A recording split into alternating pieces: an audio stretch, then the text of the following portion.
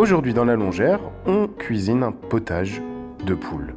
Un potage ou une soupe, c'est comme vous voulez, il fait froid, et on va récupérer la carcasse du poulet du dimanche que je vous avais conseillé de garder. On commence comme d'habitude avec un oignon, vous coupez tout ça grossièrement parce que de toute façon ça va mijoter ensemble, et on va le mixer à la fin. Et pareil pour les carottes, j'en prends 4 que j'épluche, je lave et que je vais couper en gros tronçons. Les épluchures ça part pour les poules des voisins. Si vous n'avez pas de voisins qui ont des poules, ça arrive. Si vous n'avez pas de voisins, dites-moi où vous habitez. Je prends aussi un poireau, j'ai juste retiré les feuilles qui étaient un peu jaunies et séchées. Je coupe le blanc en tronçons et je récupère aussi le vert, je vais juste le rincer pour enlever un maximum de sable. Je prends aussi une grosse pomme de terre que je viens éplucher, que je lave et que je coupe en gros cubes. Dans une cocotte, je fais fondre un peu de graisse qui restait dans le fond du plat du poulet.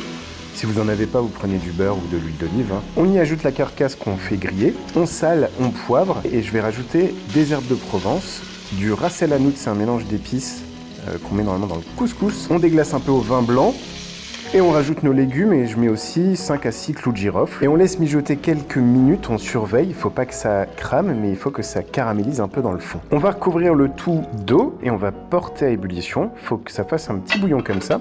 On va couvrir et laisser cuire pendant au moins 30 minutes à feu doux. Au bout de 30 minutes, on vient retirer la carcasse et j'aime bien rajouter un verre de lentilles corail qu'on va laisser cuire pendant les 5 dernières minutes. À côté, j'ai récupéré un morceau de pain rassis qui traînait au fond du sac à pain. J'aime bien le mettre et le laisser infuser 3-4 minutes avant de mixer. Et vous mixez jusqu'à ce que vous ayez une consistance bien épaisse comme ça. Je sers ça avec des croûtons, une petite cuillère de crème fraîche. Je rajoute un petit peu d'ail des ours séché, mais ça marche très bien avec du persil aussi. Et voilà un petit potage, parfait pour faire chabrot. Bon appétit!